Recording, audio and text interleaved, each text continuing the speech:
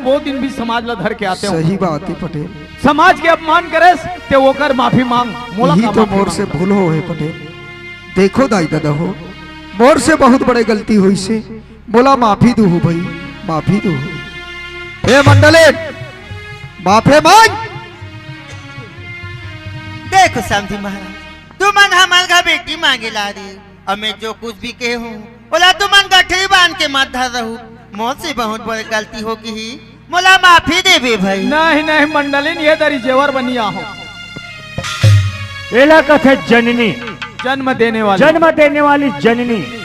जननी जन्मे पुत्र दहु, कोई दाता कोई सूर, नहीं तो बांझ भले काहे गंवावत नु। जन्म देना सरल बात है, और जन्म दे के रंग रंग के सुविधा देना सरल बात है? संस्कार देना बहुत कठिन जाते।